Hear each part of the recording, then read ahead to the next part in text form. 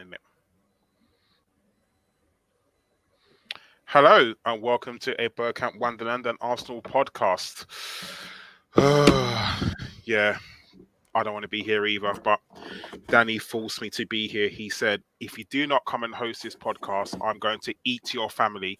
And we all know Danny, he can eat. So, no further ado, I am sitting here, well, not really here, but joining me today is Josh. How are you, Josh? Very well, thank you. I managed to quickly mute the YouTube window that I had open at the same time in order to start listening to what you actually said as your introduction, because I was very confused. Sorry, Danny's confused all the time as well. So, you know, we are where we are. Also joining me, we have, if you check out his Twitter, it's Kris, everyone. What, you want me to respond to that? Really? I give up my hard-earned time of doing nothing to talk about this horrendous football club we all support, and you mock me, Karl. I thought you were better than this. I thought you were better, mate. I'm disappointed. Do you know what? I'm not angry. I'm just disappointed. Blame Danny. Danny was the one that made me do it. So everything that goes wrong in this podcast, we are blaming Danny. Just putting it out there. To anybody that watched the Gooners podcast last night, you know exactly why we're saying this about Danny, because he's a scumbag and he threw us under the bus. This is a revolt.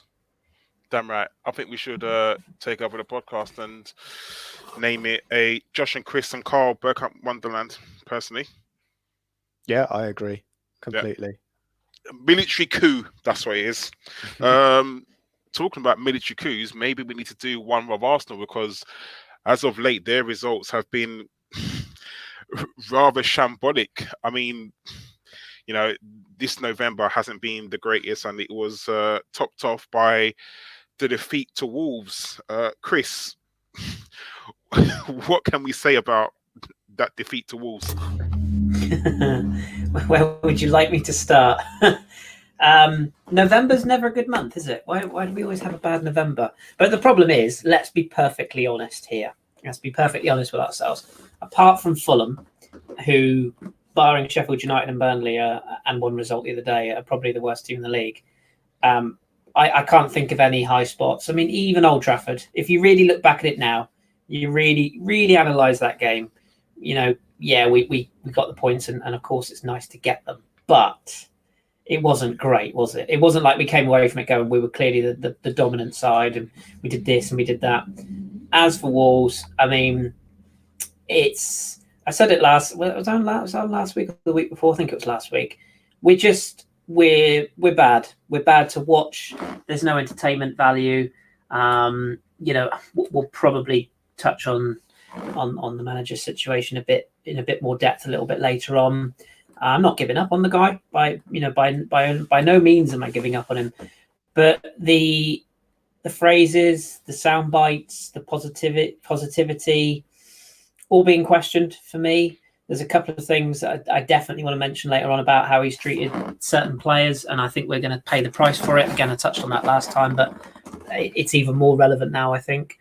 And we're embarrassing. And if I was an opposition team coming to playing us at home or playing us away, as soon as we go one up, I'd feel comfortable we were going to get the result. You know, I wouldn't look at us and think, oh yeah, but they've got this player, that player. And as for the captain, you know, we've praised him when it's been good. I think the time's come where we have to start questioning a few things, because that feeble effort that he put in, particularly in the second half, I don't think it's good enough. I don't think it's good enough as a captain. I don't think it's good enough as a forward. You know, I'm going to defend certain players that have been left out of the team recently, and other players that have come in and not taken their chances. It's just the whole thing is rotten to the core. And I know a lot of people are going into the recruitment and all of this, and you know, we went into that when we were speaking to Tom and Deeks the last pod. I don't think this is about recruitment now. There's too many good players in that team that are massively underperforming, and it worries me. And I'm finding this really hard to watch, as Sunday has proven. Yeah, it was a very hard watch. Josh, this is like a question that I don't know if you can answer. What do you think's gone wrong? It looks like, well, yeah, I know. It's a question I think Mikel Arteta has been asking himself quite often as well, because he doesn't necessarily look like he's got an available solution to him, or at least not to hand anyway. And I think what we can see from the last couple of games is that if Thomas Partey isn't in the side, I don't think we can play four at the back, because we don't have Xhaka. Well, Xhaka kind of falls in and makes that five at the back with his positioning, but he doesn't screen as well. El Neni, unfortunately, being caught up and having COVID, so also hasn't been in the side either. He's another player that can offer us that screen. We can see that we're too. It's too easy to get through the middle of our team to then get at our defence, and ultimately can see goals. And then we've got the problem at the other end of the field that our forward line has got no chemistry whatsoever. I don't know how they've lost it since, even since the summer. They just seem to have not understood and not clicked with each other. And the complete lack of any movement, of any real quality from any of the front three. And you can pick any player that has played in our front three at any point, and all of them make terrible runs for us. There was a point where Granit Xhaka in the second half of the Wolves game, he gets the ball, he's trying to progress it. Xhaka never carries the ball with his feet, so he's looking for a pass. He's been there for 3 seasons, maybe 4? Too many. Well, that's an opinion anyway. But at least players know how he plays. He's not going to, take the ball and carry it 30, 40 yards and then lay it off to a man. Someone's got to make a decent move in front of him. And he didn't have that option. So he then has to play a sideways pass to Kieran Tierney, who then looks forward, sees fuck all movement again, plays it back to Granit Xhaka. And then the third time Xhaka gets it back, because again, no movement that he can play a decent pass to, Wolves get close to him, tackle him, and everyone's like, oh, fucking Xhaka, he's shit. But look at the problem. You can't see it on necessarily the screen, the general broadcast view you get, but look at the highlights where you get different camera angles and look how bad our movement is. There's just no one giving him an option in behind or breaking past him. And this is an issue not only for Xhaka, this is an issue for Ceballos, it's an issue for El Neni. Any player in our midfield does not have the options up front to play to. And it doesn't matter who we're talking about. I'm not going to call out, Nicolas Pepe, or it's Nelson, Willian, Aubameyang. It's all of them. The collective forward line have such poor movement. And that's got to be down to a system. It's got to be a system. If everybody's doing it, it's a problem with the system. And I think we've seen the various past maps. I think there's the one from Wolves with, from the first minute to the 55-minute mark, all of our players, it looks like a pass map from a Gasperini Atalanta side, except without the quality. Everybody's out on the flanks, and there's only 2 men centrally. That's it. So no wonder our crosses look shit and there's only one person in there, because everyone else is out on the flanks, not offering anything for us. And he in Arteta really needs to have a look at our forward line. And I think generally the personnel isn't there for us to really implement what he's trying to do. But fundamentally, I think it's bad tactics from him. So ultimately, Kris, what do you think Arteta is trying to do? Do you think he knows his quote unquote best team? Do you think he knows his favorite system? I mean, you'd think by now he'd have an idea in his head of what his preferred team is. And I understand you can say that, for each opposition, you have to change up a little bit. And I totally understand that. But you'd think that we'd have a settled team. But we don't really. And okay, you can kind of say that Partey's come in and he played well for 2 games, but obviously he then got injured. El Nene obviously contracted COVID. But do you think he has a preferred system or a preferred team to play? No, and I think that's half the problem. I think he's. I think we've made a very dangerous is the wrong word. I think we've taken a gamble in how much power we've given to Mikel at this point, and that's not like hindsighting. It's just I thought it at the time, and I still think it now. It's all very well backing a manager, and it's all very well saying that he's your man, and you're going to stand by him, etc., and so on. But when you change his job title, and you basically put it out there that he's got full control over everything, he's almost been in his paradise ever since, and it's because everything has been done by him. And my worry is that, like you say, as he picked his best team, my concern is that in November he's already just throwing ideas in there and seeing if something will work, and that's a big worry for me, because for all the faults of some of the best managers out there, you have certain managers who stick to their style and their style only because it works. Hopefully it doesn't work this season, if you know who I'm referring to there. But and you look at the attacking managers, even Arsene in his latter time, sure, he got a lot wrong, but you could always be assured that his first thought would be attack. It would always be, we'll play the Arsenal way, we'll take it to you, and if we get picked off defensively, so be it. We've gone so far the other way now that we're almost setting up, and we're afraid of what the opposition are going to do to us. And the lineups that are being picked, and the, like Josh said, on the touch maps, the lack of any central midfield, that all bleeds in. But what is unforgivable, and I don't know if this comes from, well, I'm pretty sure this doesn't come from the manager. I'd be very surprised if it does. There's a lack of desire. There's a lack of heart from some of those players. Some of those players are just wandering around that pitch thinking, well, we're the Arsenal. It'll come right eventually. And I know we've got questions later on, but I want to pick up on it now because it's a great point. Julian Salmon asked in the chat, do you think having fans back in will hinder us or help us? Somebody tweeted the other day, I thought it was brilliant. They were like, fantastic, we're back in the ground soon, so at least we'll be able to boo the team again.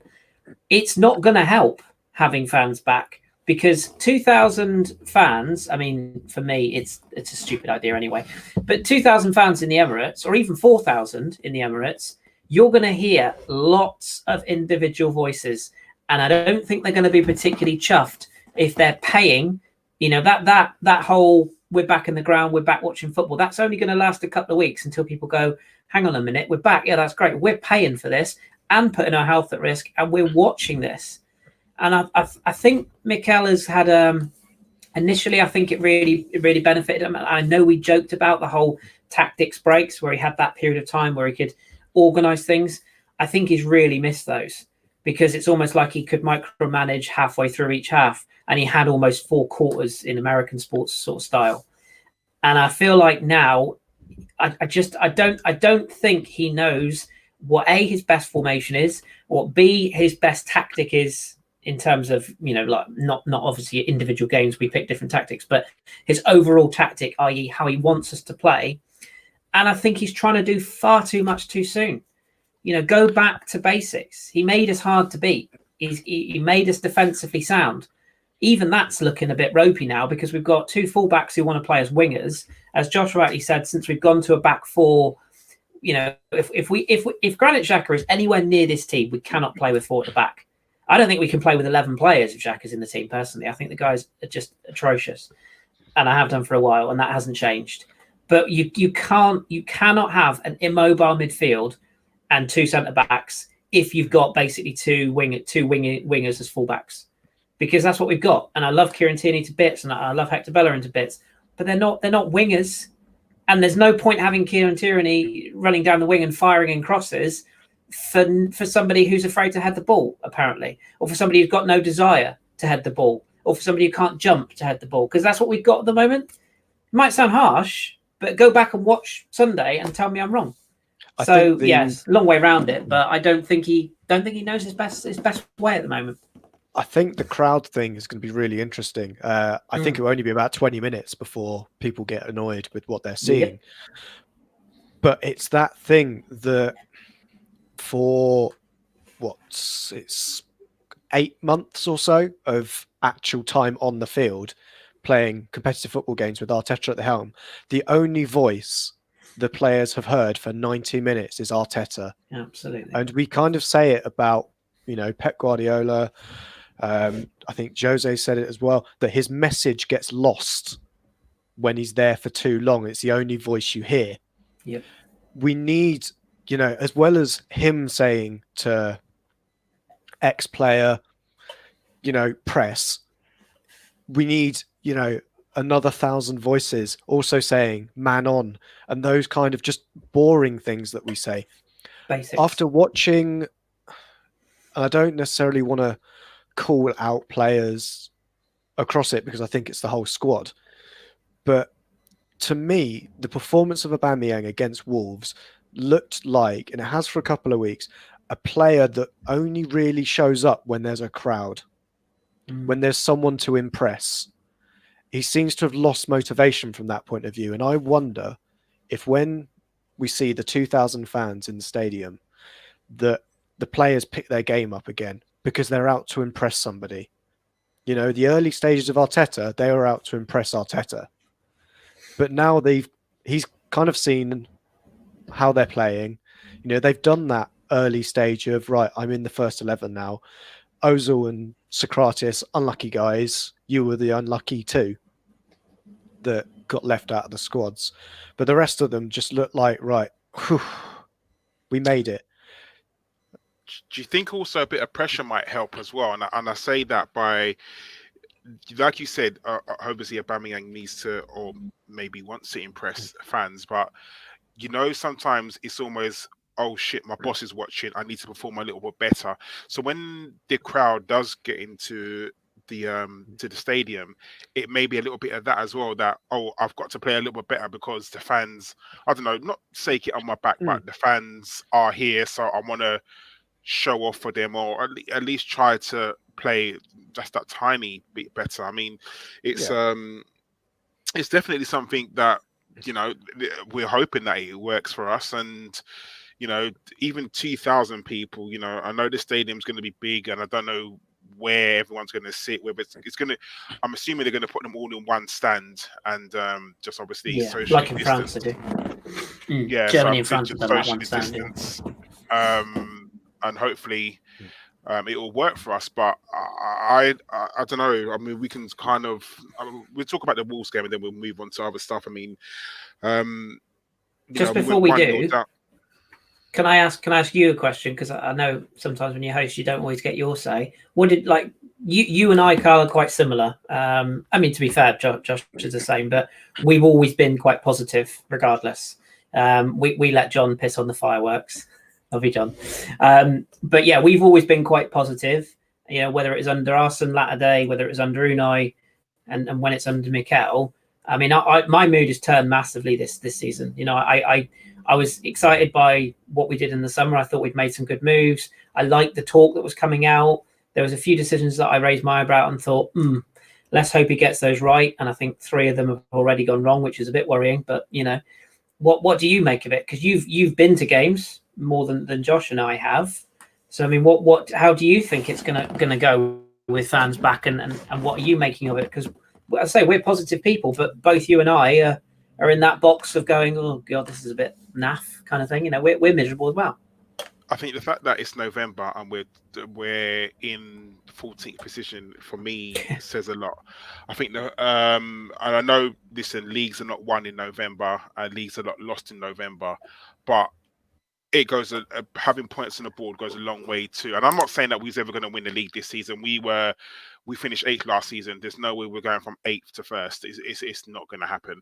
However, I thought there would be a bit further up the table. And I was thinking, 3rd. I was thinking that we could do something like you, Christopher. I thought that, we'd made some good signings. I thought that Arteta coming in, a breath of fresh air. I'll be very honest with you. I was not a fan of him leaving Ozil out the squad, not at all.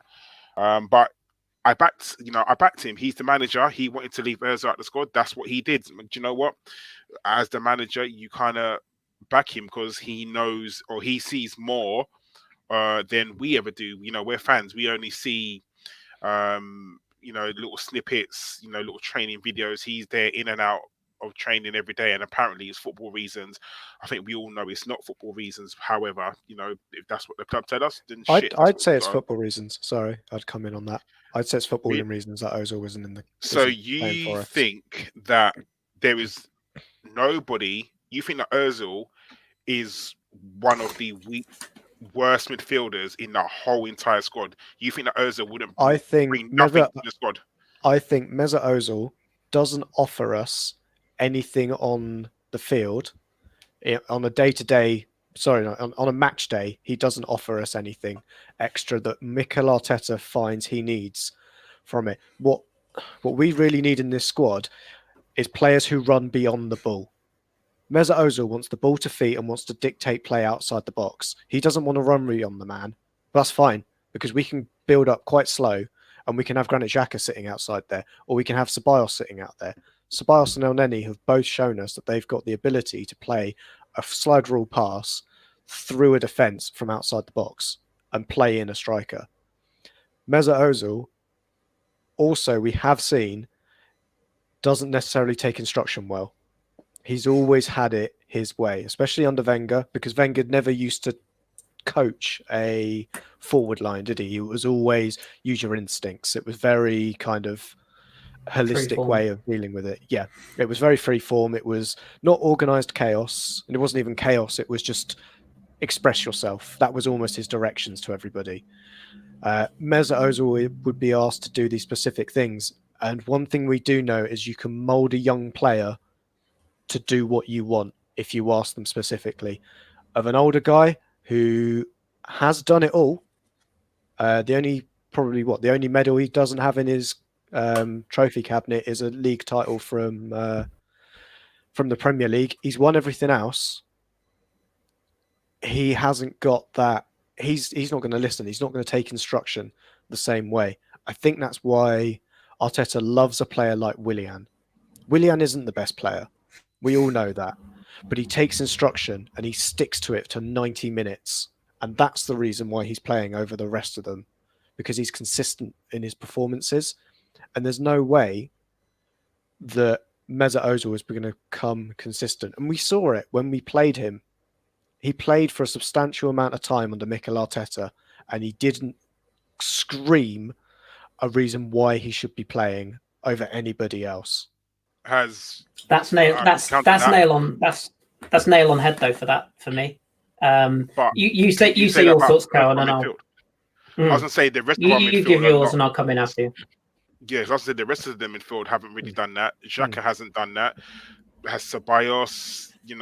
I look at those sort of players, and Xhaka has a certain specific set of skills. Okay, I don't know why I've gone all taken, but yeah, he definitely has. But are they the skills that we need or want at Arsenal? It's if you look at what he brought, and I remember when we first signed him, I listened to everyone what they said about his team at what it was like at Gladbach, and John was raving about him and that he was he's a very good midfielder. But since he's come here, has he been that? I mean, you've seen glimpses and you think, or what you see him and you think, oh yeah, it's not too bad, and then you see him another week and you think, what the hell is he doing? I don't think our midfield would be any worse with having with having Ozil in the squad. I just can't see it. And I'm not Ozil's biggest fan, don't get it wrong. I think he's lazy. I think he needs to do much more. But I just don't see that our midfield is any weaker by having Mesut Ozil in the squad. So those bad habits that you say, the laziness, the bits he needs to improve on, is he realistically at 30, 31 going to turn those bad habits around of a lifetime and suddenly become the player we need? And that's where I want to also say on Granit Xhaka, completely different player. Completely different. He's a deep lying playmaker. That's what Xhaka does. He has a very specific role. I think the only reason he's in our squad is because he's left-footed, and Mikel Arteta loves a left-footed player. He said it already. You know, we went and got Pablo Mari out of the depths of Brazil because he wanted a left-footed centre-back so badly. And perhaps we can go through that deal, you know, at a different time. But Xhaka being, I wouldn't necessarily compare the two and say the only reason Mesut Ozil's not in the squad is because Granit Xhaka is. Oh no, not at all, not at all. But if you look at our midfield, do you know how I? Go Sorry, on, Kris. No, I was just going to say. Do you know that the two players that I bounce this back to, and this is where I slightly disagree with what Josh is saying in terms of footballing reasons. When Mikel was at Manchester City, there were two players left Man City under the Pep regime and the Arteta regime. And the two players I'm going to highlight here are Jadon Sancho and Leroy Sané. What do Jadon Sancho and Leroy Sané have in common with Mesut Ozil and Matteo Guendouzi? They're both free spirits. They're both players that question tactics. They're both players that break rules. They're both players that play with enthusiasm, but almost like Josh said, a bit of free form. Sancho is a guy who expresses himself, and Sané is very much a give him the ball and let him do things. And those sort of players were bombed out. Man City let go of Sancho at a young age with all the potential. And why? Because he wouldn't conform to what Pep wanted. And Leroy Sané, when he came back, Pep, I think in one of the interviews, described him as tactically naive. So they let him go. And yet at Bayern Munich and at Borussia Dortmund, respectively, they're two of their best players. And why? Because they're given the license to do what their talents allow them to do on the pitch. The reason that Mikel bombed Guendouzi out and the reason he bombed Ozil out is because those two players are not yes men. And they're not willing to just be nodding dogs and do what is required. Because, and again, I'm not throwing Mikel under the bus, but the one thing that is so clear about him is if you're not, whatever the line was on the boat, he's not going to pick you. And he does not like players who will not do as he asks. And I also think, and yeah, I know people are going to watch this and go, oh, he's just defending the French players again. I think it's exactly why we're not getting the best out of Lacazette. Because the guy's miserable. Because he's not being allowed to play the role that we brought him in to play. And let's talk about Pepe. Same again. You know, we've been over this thousands of times. Bring in a fast counter-attacking winger. Play him in that role in the Europa League when we're basically playing postmen and donkeys and accountants who can barely kick a football. No offence, but it's true. And Pepe thrives. Why? Because essentially Mikel knows it doesn't really matter what sort of tactics we're given. It doesn't really matter because if we've got any sort of brains, we'll beat Mulder and Dundalk and Rapid Vienna because, again, no offence, actually, lots of offence, they're all shit. They just are. Like, if we can't beat those three teams, we got no business being in European competition, let alone the bloody Champions League. So why are those players thriving in that competition? Because they're given the opportunity to play with younger players and to go out there and express themselves. As soon as the Premier League comes in, the bread and butter, they're throttled beyond within an inch of their lives. You know, they're given far too many instructions. And you watch that performance, bringing it back to Wolves again, you watch that performance on Sunday, and it looked like a squad of tired players, a squad of unmotivated players, a squad of players who didn't really know what was going on, and a squad of players who desperately want something to work. Almost like the latter days of Freddie when we got that result at West Ham. They're all trying, but nothing's coming off. And rather than getting their heads down and going, right, let's go again, they're looking to the manager and just getting more instructions and going, I don't know what to do. I don't know what more I can do. We had... So as I said, the other thing on there as well is looking at the players that have played in the Europa League and looking at the players who have played in the Premier League.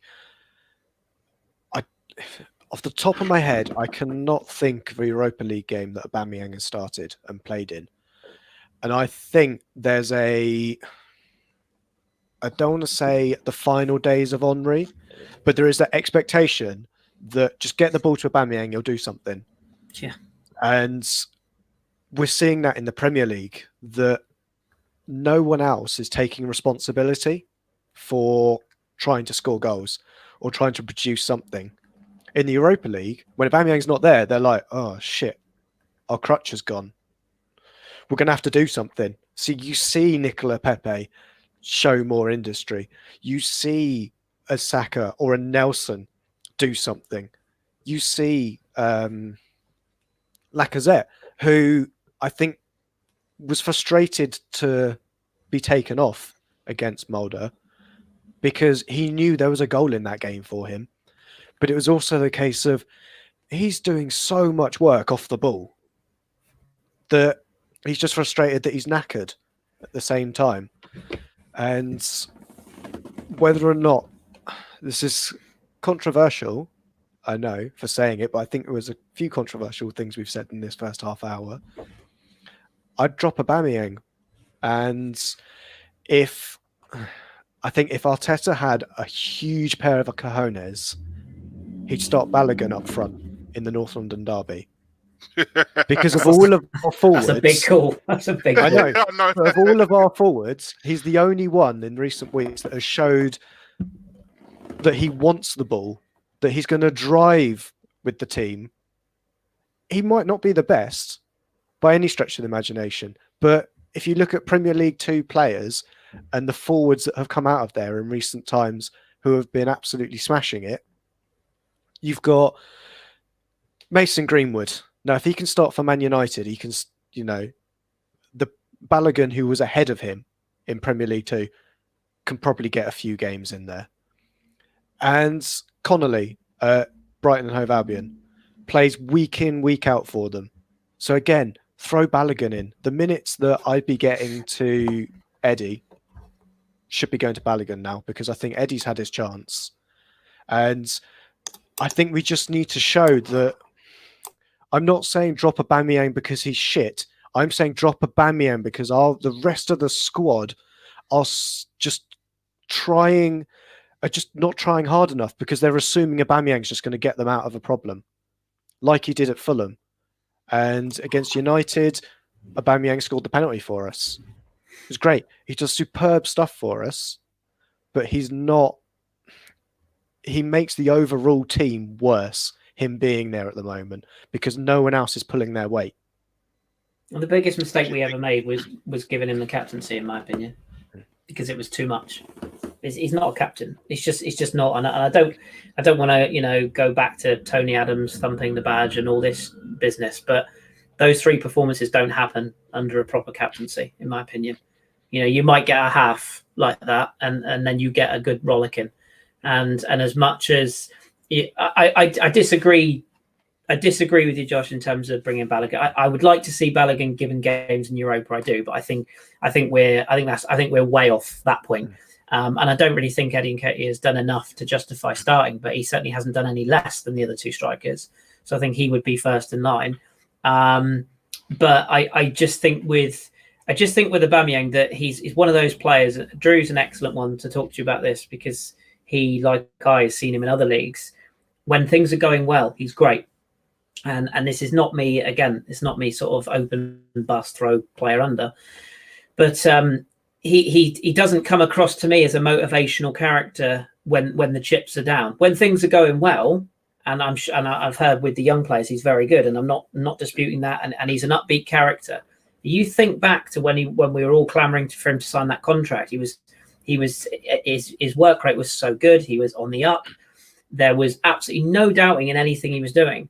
And yet now, when we need him the most, it's not just that he's not getting goals.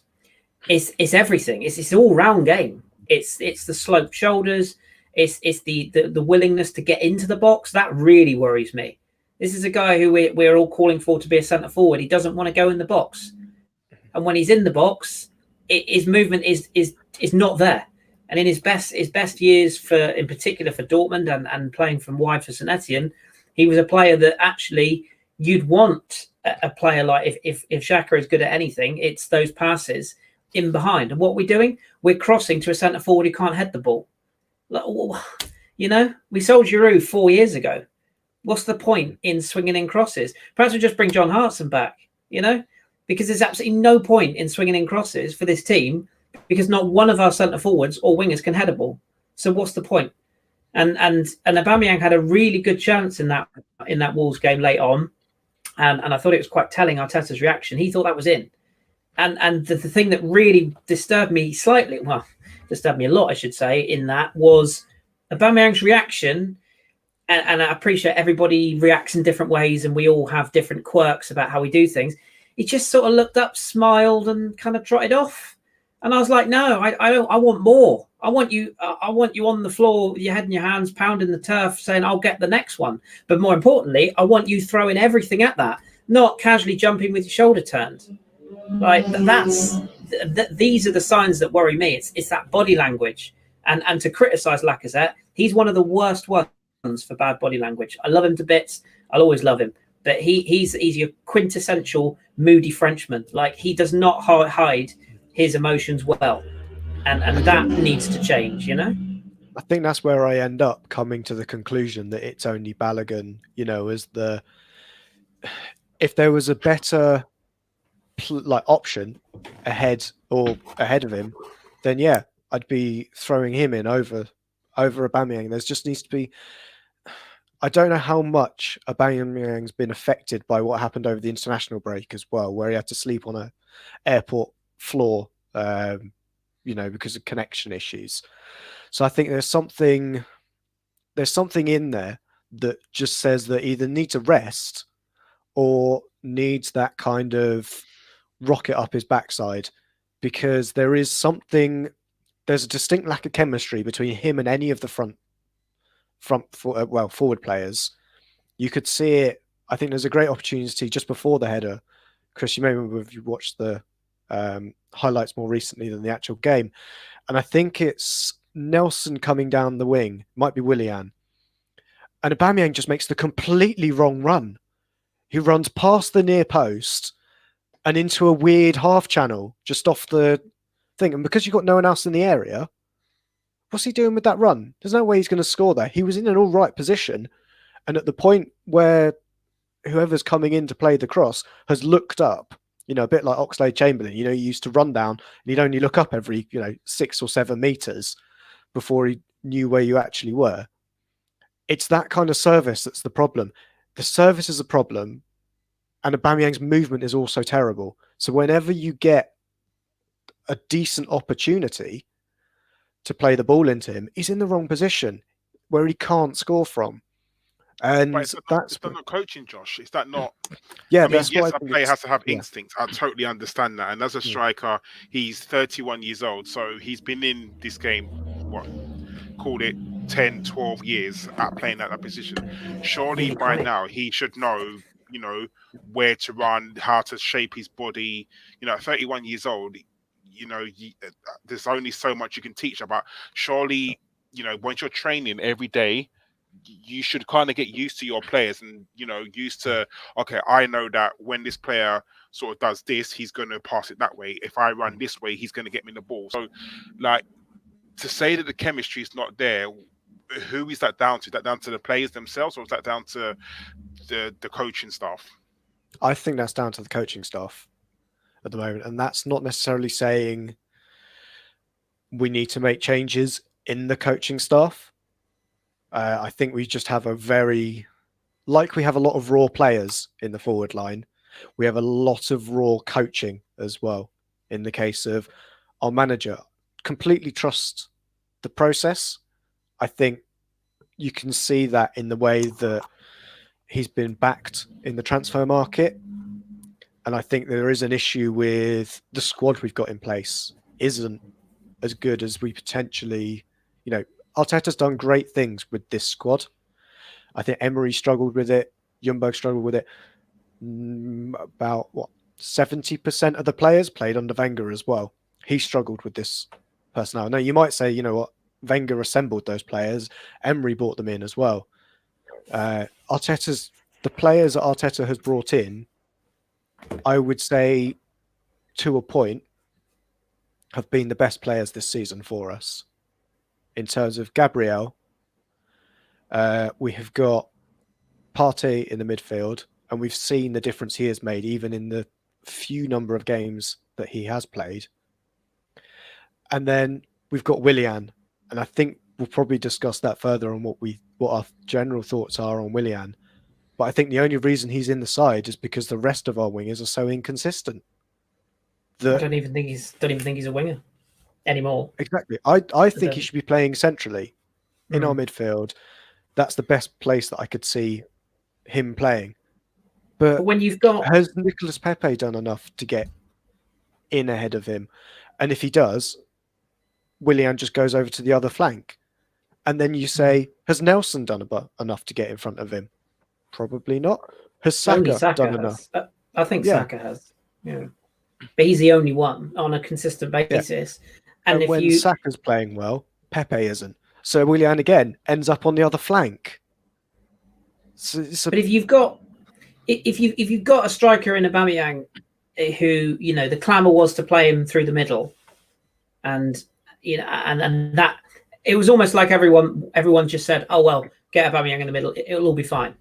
Nah, like that was just the most the most idiotic thing I've ever heard, because it's not just about, oh, we'll move him there and it all clicks, because if it was that simple, we'd all be managers. Why this obsession with pounding our head against a brick wall and trying the same formation and tactics week after week after week after week after week and getting beaten? Why is it that we have to play the same way that Liverpool or Chelsea or Man City? Or why do we always have to be like everybody else? How many other teams have two best mates in their squad and don't play them together? Lacazette and Aubameyang both get on really well on and off the pitch. You talk about chemistry, their understanding of their runs. Some of the best football they played together on the pitch. They played together. Why not play them as a two?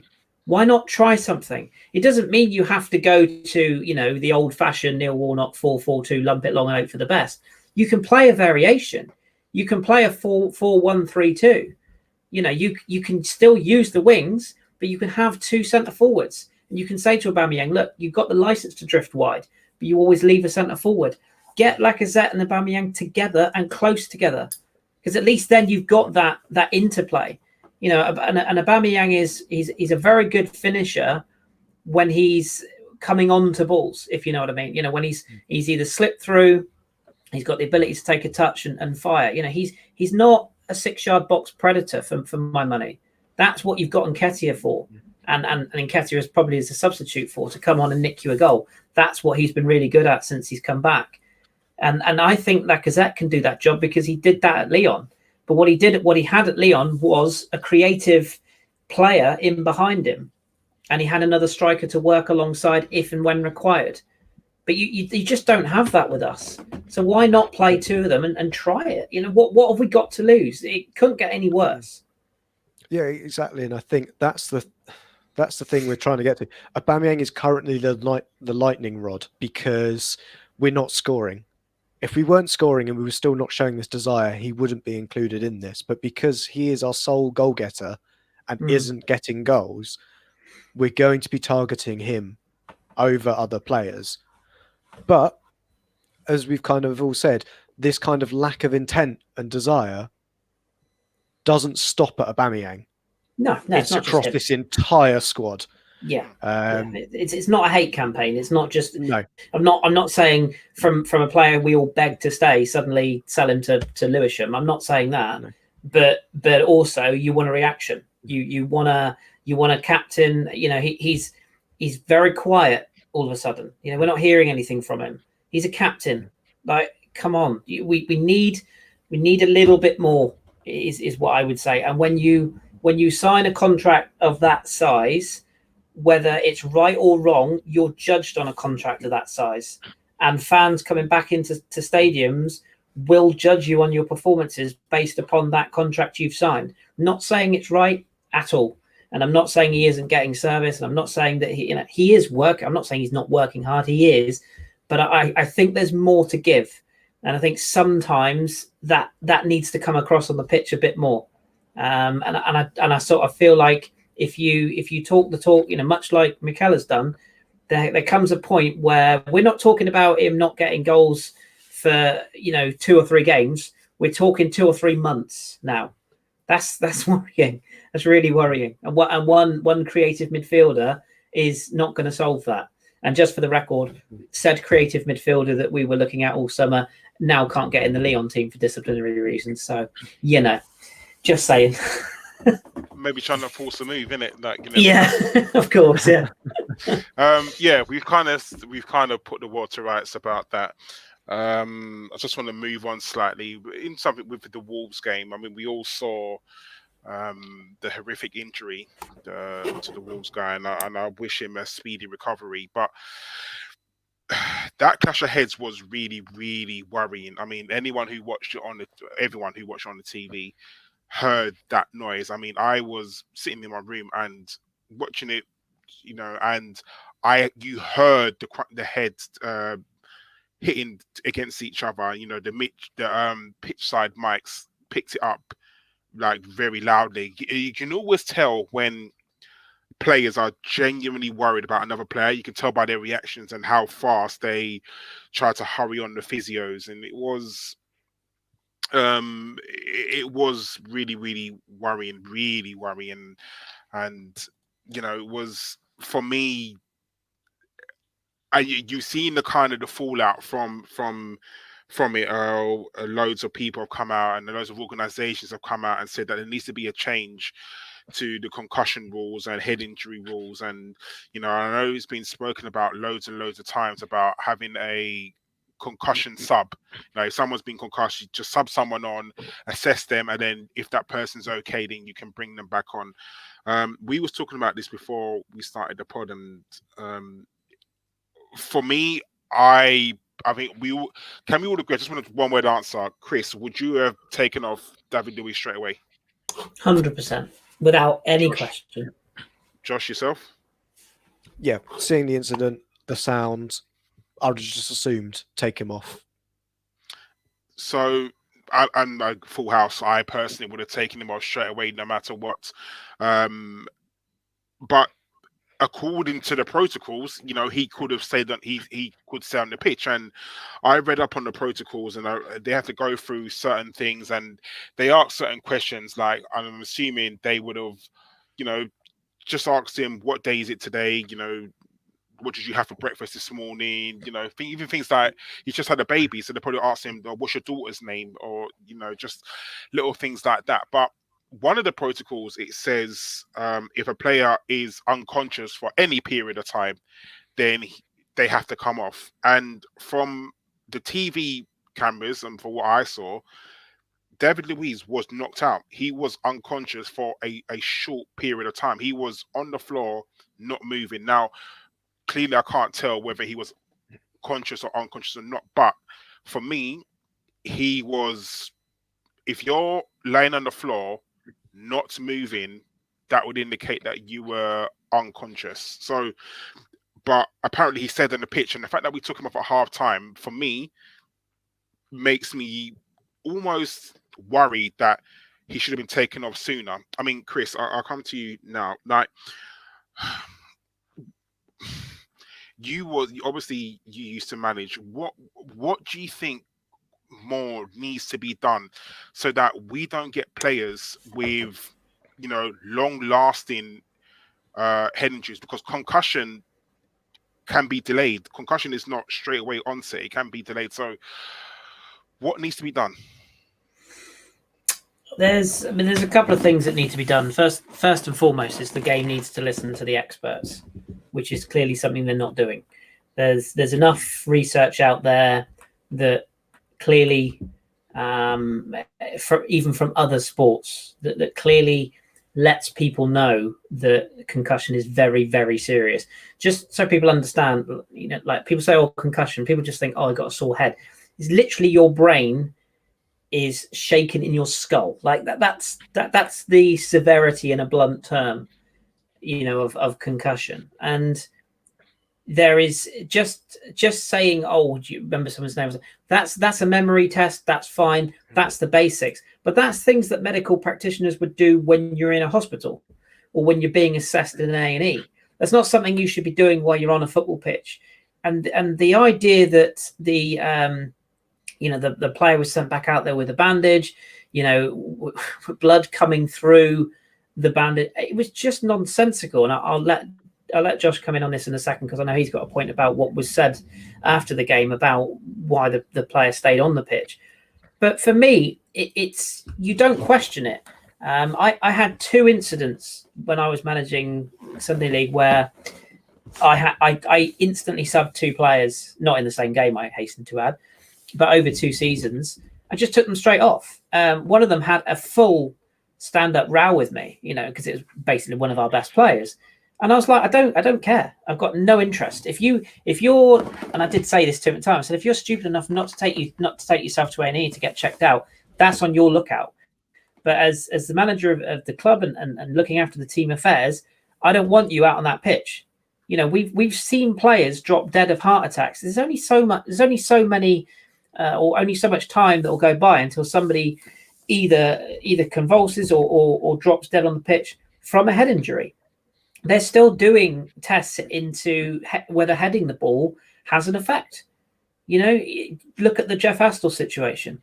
There's still a lot of people that maintain to this day that heading the ball does not help your long-term health, or sort of health of the head, if you will. So for me, if that's up for debate, when you're talking about a player who is stretchered off and has since been confirmed to have had a fractured skull, for Christ's sakes, that's going to have hit David Luiz pretty bloody hard as well. Whether you're the impact or the guy giving the impact, whether you're receiving or distributing, you're going to be knocked senseless. And it was just absolutely, forgive the pun, but brain dead for me. And it shouldn't even have been up for discussion. And like you said, Karl, to me, it looked like he was out. Even if he wasn't out, he certainly didn't look with it. I struggle to do a podcast with a headache.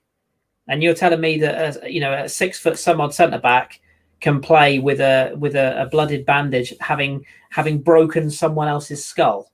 It's just absolutely nonsensical. And I don't blame our physios or our medical staff, because they're obviously doing what they've been told. But somebody, and in my opinion, it should have been the manager, should just overrule all that and say, no, this is ridiculous. We've got Rob Holding, who, by the way, should have been in the team for the start anyway, but that's another story.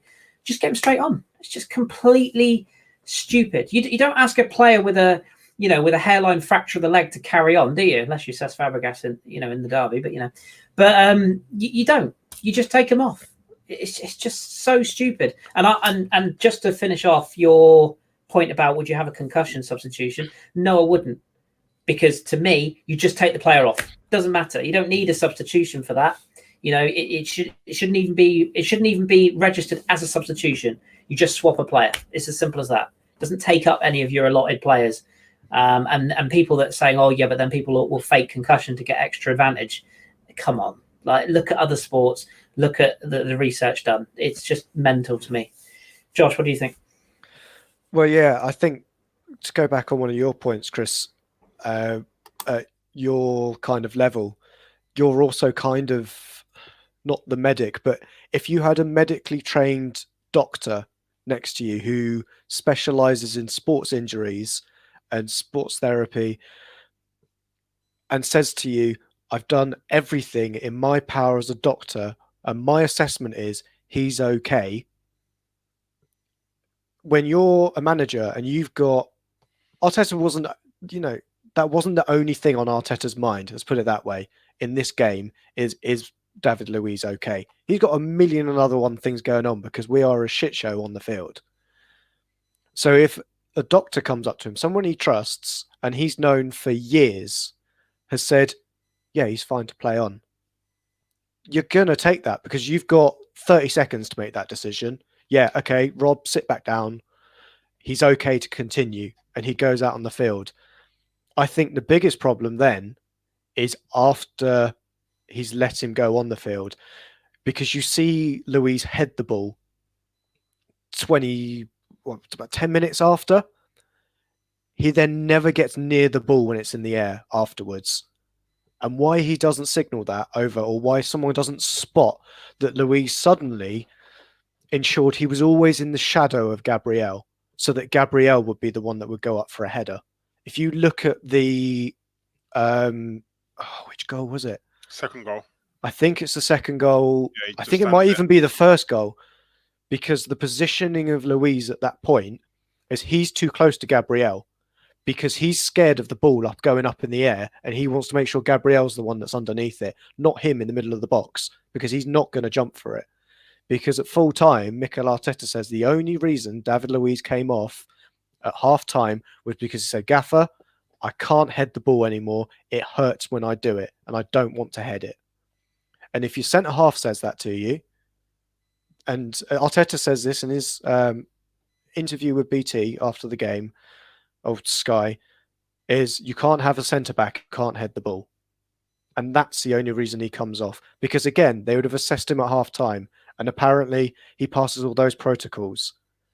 And I think that's where we should be targeting our anger at why David Luiz was allowed to continue to play, is the protocols aren't strong enough.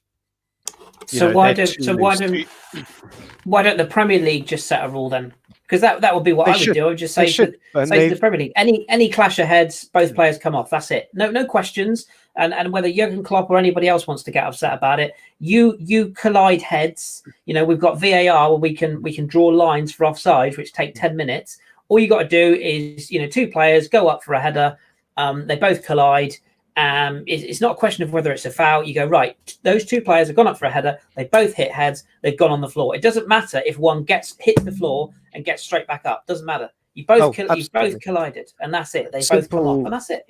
Simple physics tells you, every action has an equal and opposite reaction. So the energy of that clash is still in what happened from them. One of them ended up with a broken skull. The same energy would have transmitted back to David Luiz as well. So the fact that he didn't end up with anything with the impact, that's what I kind of wonder is how it came through. But again, I can't go and tell a doctor how to do his job, because he's gone through a lot more than I have, than me sitting on my sofa saying, I think that guy's concussed. Arteta is over on the other side of the field. Again, this is to the point of where medics and where the club doctors should be coming together and saying, this isn't right. The only reason I think Raul Jimenez doesn't probably go back on that field is because he's got a fractured skull. If his skull wasn't fractured, I think he'd probably play on. They try and get him to play, because we've seen it before that the protocols are too lax. So do you think there needs to be an absolutely independent, impartial doctor who has there should be a doctor at every single game in case this happens, where the club physios are not involved? And I'm not sitting here saying that there was an ulterior motive in keeping David Luiz on the pitch from the club doctor or physio. I'm sure they went through their correct protocols and they deemed on their checklist, they said, yep, he can stay on the pitch. But realistically, there is a what's the word I'm looking for? There is a kind of something that they want to keep the player on the pitch. Do you think there should be, like a referee, someone I say impartial, but someone totally impartial who has no affiliation with the club to do those sort of checks? No, because you've already got that in place with the Hippocratic Oath, that if the doctor did let the player go out and something happened and he was wrong, he can get struck off. So his job is on the line. Gary O'Driscoll, who'd have made the call, that this player was okay to continue. And if he makes a mistake, there's a chance he loses his job. So it's not just, it'll help the team out. Every time they're making these kind of decisions, they are putting their job on the line because it's their judgment.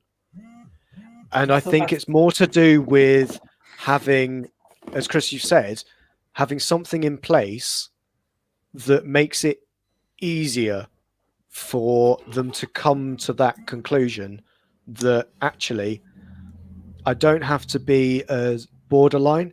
I can have more grey area. I can think he's okay, but there's more chance of me falling back and saying sub him anyway. If that's an available option. And that's my point. Yeah, that's my point. You know, I'm not saying that, and I know a couple of people in the chat, like Steph has said, you know, we'll just ban heading then and it wouldn't work. I'm not saying, okay, maybe I've gone a bit far there and saying you should instantly be substituted. But if an incident like that, you know the difference between a player going up for a header, and as MJL has pointed out in our Twitch stream as well, you know, don't forget about elbows and shots.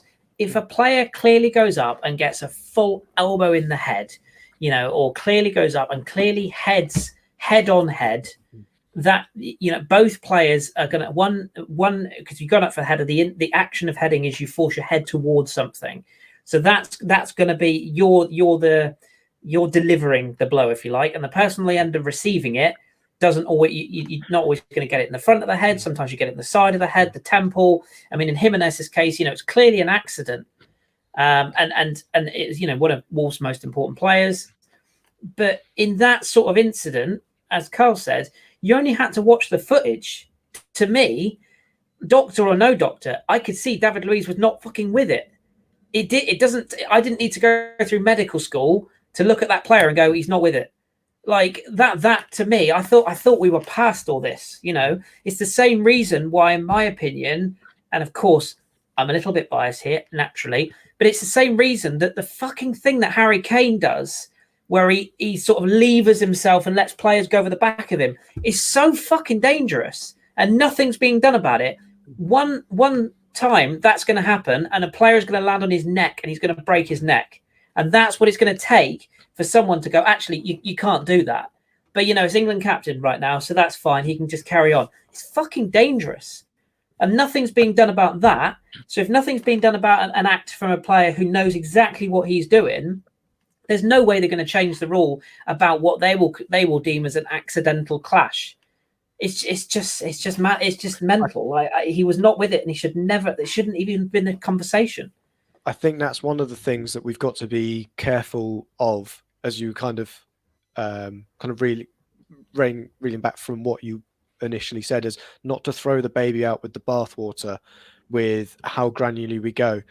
Just because you know, Ryan Shawcross broke Aaron Ramsey's leg doesn't mean we should outrule all tackling. Yeah, because exactly. Tackling can be done sensibly and can be done safely. Yeah, heading the ball in certain scenarios can be done safely. You know, it's not always. What we saw was the kind of Ramsey leg break of a head injury, and Ryan Mason. I know Spurs player, but unfortunately, in this regard, he is the player, the example to talk of. Got a fractured skull and had to retire from it. So we can't outlaw these kind of challenges because they're going to happen. You know, corners are always going to go in and you're going to end up with these head injuries. But what we need to kind of look at is how we deal with them in terms of making sure they're safe afterwards. And again, the fact that David Luiz drove home, to me, says he's still passing protocols at that point. Like, yeah, we can say he should have got a taxi home, but again, I don't know, Karl, you want to come in on this? There's a fucking doctor there who has signed him off and said it's okay. That's fine, and I totally understand that. But I think, to an extent, and I'm talking like from a manager's point of view, someone who looks after 50-odd members of staff, there's a duty of care. You know, I know players want to be seen as, you know, being hard, want to be tough, but you know, when you can always look at someone and just think, do you know what? I just don't know. And even if someone drove him home, I mean, let's face it, I very much doubt that David Luiz can't afford an Uber to go to his house. So, you know, even if he just said, you know what, David, get an Uber home, or, you know, someone will drop you home and come and get your car tomorrow. I just think that, yes, he must be passing all the protocols, all the questions, and maybe we need to look at the protocols. I mean, I know all these experts have come out and said that the Premier League protocols, or the FA, protocols regarding head injuries are, you know, they didn't say these words, but are shit. You know, that's what blatantly come out and said. And maybe we need to have an an expert independent body to say, okay, these are the protocols that you should have. This is what you should say, A, B, and C. And if they pass it, just, you know what? By all means, stay on the pitch and do what you need to do. But if they do not pass these A, B, and C, I mean, I don't know. I mean, obviously, the FA would have got a medical body to write up these protocols. I very much doubt that they just did it in themselves. But I don't know. Just looking at that, I just think that it just didn't sit right with me. It really didn't. And I was, in a weekend where, I know we're talking about football, but even F1, if you saw the Grosjean crash, even that was like, what the fuck? Like, it was one of those ones where you think, lucky person. And I'm not talking about outlawing heading or outlawing, like, challenges like that. It's part of football. And I'm definitely not a person who wants heading to go. But I just think that something more needs to be done. What that more is, I don't know. I personally think an independent body needs to be in charge of assessing concussion. But it just, for me, it just didn't sit right. I mean, and I really hope that Jimenez makes a full recovery, and I'm sure he will. But yeah, for the fact that, this ain't England 1980s, Terry Butcher has been blood streaming down and thinking, oh, he's a hard man because he stayed on the pitch. Nah, them days have gone. Do you know what I mean? Like, he needs... Yeah. I don't know. It just didn't sit right with me. And like I said, I know what Josh is saying, that he passed all the protocols. And you know what? Fine. I totally understand that he passed everything. But as a duty of care, they're your employee. You have to look after them. And I just think that, for me, he should have come off straight away. It should have been no ifs, ands, or buts. You know what? You're off. I'm not even debating this. You got to come off, and then afterwards we'll see what happens. It's very, I don't know. For me, it just didn't sit right. Yeah, agreed. Totally agree. So yeah, that's that. Where do we go going forward? I mean, let's talk about our November quickly, because I laughed because I saw Arsenal tweet about player of the month for November, and also goal of the season. I'm a goal of the month as well, and we only have two to choose from: a penalty or a header, or Premier League at least. Anyway, I mean, I'll do it now. What was the goal for you? The penalty against Man United, Kris, or the header against the 1-0, the 2-1 loss against Wolves? Because it's got to be Gabriel, isn't it, from open play? I mean, just if you're the Arsenal admin, just don't bother. Just don't bother. Like, just I wouldn't make a joke out of it, because I'm sure somebody will find offence in that. But just don't bother. Absolutely hilarious. The whole thing. Gabriel is just while we're on the subject, is the one constant shining light of this season so far. God bless him. But it's, I mean, what do you do in that situation? It's so silly, isn't it? I mean, yeah, I know we kind of had to. Josh, Mikel Arteta phoned you tomorrow and says, you know what? You're in charge of Arsenal for one day. How do you change it? What do you change? What do I change? I'd probably redirect the bank account payments that are going to Ralston Yehi and divert them to me. That's probably one thing I'd do. What would I do that I could achieve in a day? I'd go through and show some of the players. I wouldn't necessarily go like a bit of a passion merchant, but I think you just say to all of the boys that came through the academy, just teach the rest of the boys about what the North London derby means, and get them ready for this game coming up, because they've all played big derbies, and I think that could be the catalyst that we need to then go on a decent run. I think any positive result in the North London derby sees us then go on a decent run of 10 games or so. And I think that's the kind of thing we need. We need to do something to get some fire in the players' bellies. Like, as much as Arteta's shouting at them on the sideline, they're not robots. They can jink inside and, put one in the top corner if they really want to, rather than playing it back to Granit Xhaka to then play it back to Ceballos to then play it back to Leno, who's then going to pass it out to Bellerin on the wing and who's then going to, continue recycling possession. If they really want to stick one in the top corner, they can go and fucking do it. So, yeah, that's what I'd say. You mean like Lacazette did in the derby last year, for example? Yeah, exactly. Just saying. Yeah. Well, I think we lost that one though, didn't we? Yeah, I think we did. Yeah. Yeah. No, did we not draw? No, it was a draw, wasn't it? Vertonghen equalised, didn't he? Was it Vertonghen from the corner? But then Aubameyang missed a penalty, didn't he? Yeah. Oh, yeah. Last minute. Fun times. Yeah. Oh gosh, it's not good.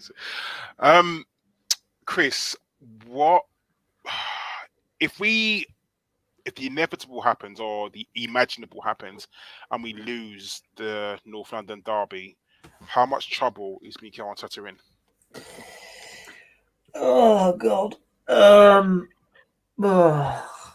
mean, well, firstly, how much trouble am I in? Because if that happens, I might have a little bath in acid.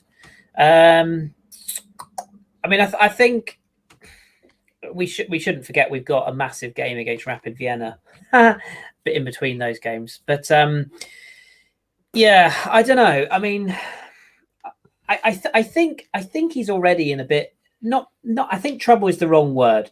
I think fans are starting to. Even the most loyal of fans are starting to ask questions at this point. And I keep on saying this and people will get bored, but I need to keep repeating it so that people don't go off the deep end. I'm not sitting here saying we should change the manager. He's useless. Blah, blah, blah. He's done a lot of really good things. But we have to remember this is his first job. And he's not managing the local sports team. He's not managing, all due respect, a League Two team. He's a club legend, but it's his first big job, and he has to show us and the players that he's in control of that he's got the ability to learn from mistakes, to try new things, adapt and prosper. And I love Josh's enthusiasm of saying if we can win the derby, we can win 10 in a row. If that happens, Josh, I will bow to your positivity. Even for me, that's a step too far, but I get what you mean. And the thing that slightly frustrates me about being an Arsenal fan is you could so see us going. We're away, aren't we? You could so see us going to that toilet bowl and winning, because it'd just be the most Arsenal thing ever, and probably winning like 4-0. It would just be the most Arsenal thing ever, and then we'll probably go and lose to Burnley at home the following week, because that's kind of what we've been doing. Now, don't get me wrong. Right now, I'd probably take that if I'm completely honest. But that aside, we need to go back to basics, and I think the first thing I'm looking for in that North London derby is a performance and is heart and his spirit. And if we lose by the odd goal, of course it's going to suck, especially to that lot and especially to him. But we need a performance. We need a bit of character, because little things like that, you'd be amazed. It's like the striker that goes 10 games without the goal, one goes in off the end of his cock. It just lights a fire. Literally, and things change, and players go on runs, and players suddenly remember the art of scoring goals. And it's the same with the team performance. If you can come off at that pitch on Sunday with a battling result, whether it's a draw or it's a win, I think anything other than those two things, you're still going to be feeling a bit pissed off. But if you can somehow get out of that with a positive result, you can then build on it, and you almost scale it back, and you go, right, we start from here. We start building blocks. They're being talked about as potential title challenges, which I find hilarious, because we all know it is the history of the Tottenham. We all know what will happen. They will bottle it. It's inevitable. Snap that, record that, no problem. I'll stand by that in May. But they're all being lauded, alongside Leeds. They're the flavour of the month. Everybody loves them. They're wonderful, fantastic. Bullshit. Not buying it. There's 3 better teams in this league than Spurs. We need to go with that game plan. We need to go into that game with a positive attitude. I want to see us attack them, because we know what they're going to do. They'll put 10 men behind the ball. They'll play on counter-attacks. They'll drop deep. They'll bore the shit out of us. We know what's going to happen. Go there, put in a performance, and maybe, just maybe, Bernd Leno could catch a few crosses, or maybe hold on to a few shots. That would be nice as well, wouldn't it? But sorry, I had to get that one in there. But yeah, I want a performance, and I want some spirit. And sorry to be a bit old school, but I want to see a bit of badge thumping. I want to see a little bit of that. I'll come to you, Josh, because I know Chris's thoughts, and me and Kris kind of share the same thoughts on this. Are you a little bit worried about Bernd Leno? I mean, for every save that he does, and he made some good saves against Wolves. I think it was the first goal, was it? The first goal that I personally think he should have saved. Are you? I mean, I'm not saying that we should have kept Emery or whatever, because there's no point in saying that. Emery's gone. He's an Aston Villa player. It is what it is. But are you a little bit worried about his form as well? Or is it the case of, because he's got shit in front of him, sometimes these things are going to happen? Yeah, I think it's more the case of Bernd Leno is a very, very busy goalkeeper at the moment for Arsenal. There is a lot coming into him. What we saw, I think, what coincided with Martinez and the good run of form was the fact that we were more defensively secure because we were still playing three at the back. And we had that system in place. The problem we're seeing at the moment is too much is getting to Bernd Leno. And you could say that about any goalkeeper, that David De Gea looked like an absolute world beater for Man United when Mourinho ensured that he had a proper barrier in front of him. Petr Cech made his absolute name as a Premier League great because, again, I hate to say his name for the second time, Jose Mourinho built a defence that shielded Petr Cech, that only allowed the shots that went through to him to be easy for him to save. And we're not seeing that with Leno. If Leno's making a mistake, it's because a player's got in behind and they're getting too close to him. Now, I'm not saying that, a goalkeeper should never have to make a save, but he shouldn't be having to make as many saves as he's doing at the moment. Because we're just so leaky. I don't mind if Leno has to make 20 saves in a game if all of those shots are from 35 yards. Let's put it that way. Because most 98% of goalkeepers in the Premier League are saving 20 out of 20 of those shots. And I think that's the bigger worry, that it's the type of chances and the type of shots we're seeing with him at the moment. Yeah, there's the micro issues that we can go into about, we don't like how he deals with crosses or how he potentially commands his box or how he plays with the ball at his feet. But the bigger issue is we concede too many shots, so he is too busy because he shouldn't be that busy. And that's the bigger issue I'm seeing at the moment. You could say, some of these, goals he's conceding are his fault, but how many of the saves has he prevented goals that should have gone in? Because I can still think of every game we look back through, they're at least cancelling each other out. And we just need to reduce the number of shots that are coming in on our goal. The only thing I'd say, I'm a little bit tongue in cheek, and I agree with you, Karl. We've sold Emery now. We've made that mistake. We can't go back on it. But this is a goalkeeper that we did spend a lot of money on. This isn't just a guy that we brought through the academy and is, my biggest concern with Leno is that I don't hear enough from him. He just doesn't inspire me. He doesn't. He's a bit of it. Maybe this is harsh, but it's how I feel, so I'll just say it anyway. He strikes me as a bit of a YouTube goalkeeper. Makes some fantastic saves that he has by no right to make, and he turns in show real performances. But I always feel like he might just drop one when we least one. It reminds me a lot of Alex Meninga, if you can think that far back. And I loved Alex. He was a great find. The difference is we got him for about £6 and a packet of fags from an Austrian club, whereas Leno we bought with huge experience. And And the other thing that's started to worry me slightly is not just this constant obsession with pushing the ball back where it came, which drives me fucking insane, because there is no way he's being taught that. And if he is, that goalkeeper coach needs to be fired immediately. You bring the ball into your body. That's the first thing you do, or you push it behind yourself. You don't just push it back into the place where it's come from. But the one thing that's really worrying me at the moment is his distribution is getting worse, in my opinion. And that was the big thing that we, when we said we brought him in, that was the whole big thing about him. He set counterattacks on the go. His throwing was good. He was good with his feet. The last few games, I've not been seeing that.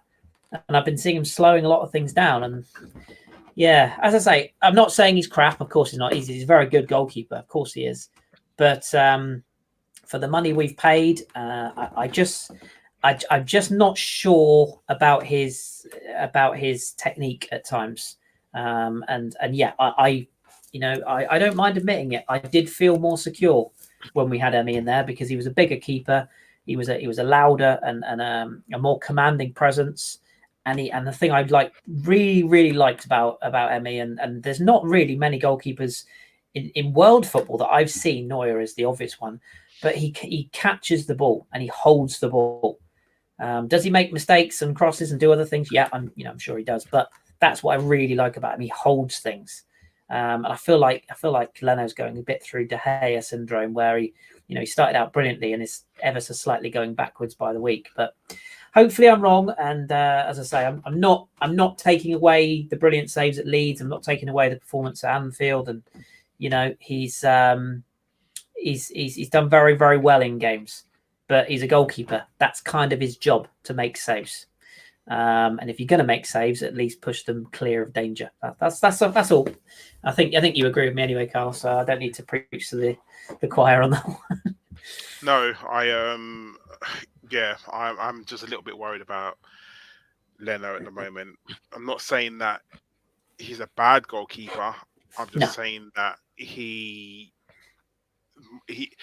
like I said, for every good save that he makes, it's just there's always something in the background that you just think, oh damn, he should have saved that. You look at his goals and the goals we concede, and let's face it, there are a lot of them lately, and you just think to yourself, a better goalkeeper would have saved that, or you really should have done better there. You really should have, just hold on to that, kept that, not done basic mistakes. And goalkeepers are going to make mistakes.